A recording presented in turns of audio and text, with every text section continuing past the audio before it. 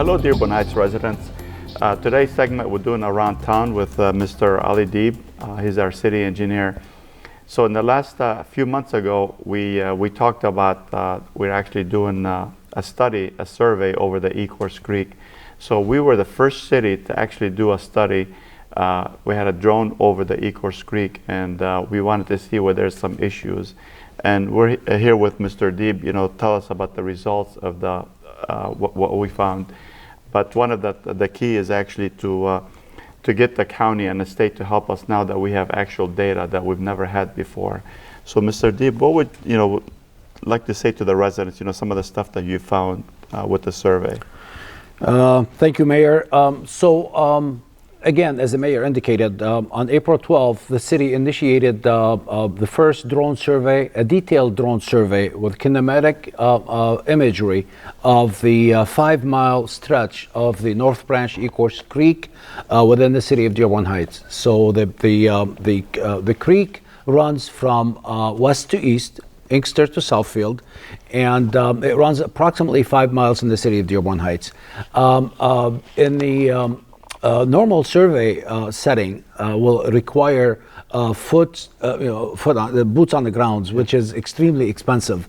So the city took advantage of newer technology. The drone survey was done prior to the trees blooming. Mm-hmm. So we were able to gather a lot of data for every stretch of the Ecorse Creek. And we started from west to east. The survey results were all stitched together. We currently have a good idea of what kind of restrictions we have. Now, of course, we all know about the sediment, and then the Ecorse Creek channel capacity has decreased over the years because of sedimentations and other issues. We also know that we have a long-term plan. The city is working with the federal government and the county and the state. So the Corps of Engineers have done many studies over the years, and we weren't trying to duplicate the Corps of Engineers studies. We understand the long-term solution that the Corps of Engineers is working on, and now with Congresswoman Tlaib getting us the money for the design, we have talked to the Corps of Engineers. I talked to the Corps of Engineers, and they are working on the design for the long-term solution. What the city is trying to accomplish with this aerial survey is what we can do in the meantime, because the long-term solution is years away. It's going to take a couple of years for design and many more years for, maybe a couple more years for constructions. Mm-hmm. So we're doing it in phases. We wanted to address the capacity issue and the flooding situation in the interim phase between now and then the permanent solution. So the study showed us approximately 112 restrictions. Some are major, some are minor. And when I say major restrictions are large obstacles that prevents the water to flow from on its normal course.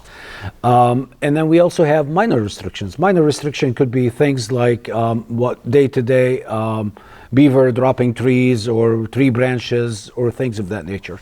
So we identified all these restrictions. In the next phase of the study, now we're getting the results now. We're getting all the imagery completed.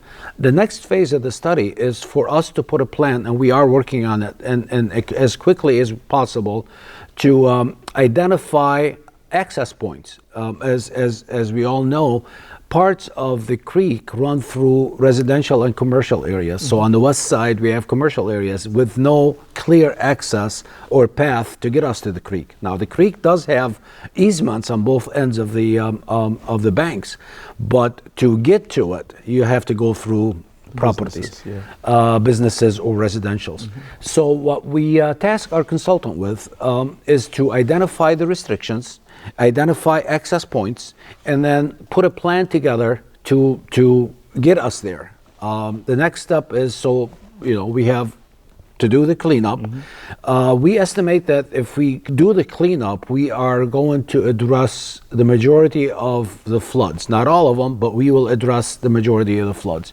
So that our next step is the access and the construction, or identify a construction work and identify a contractor, bid it out, and complete the work. So that's where we're at now. It is a very good survey. It was a shocker to me. There were a lot of restrictions. Some were man-made. A lot of it was man-made, and some was natural.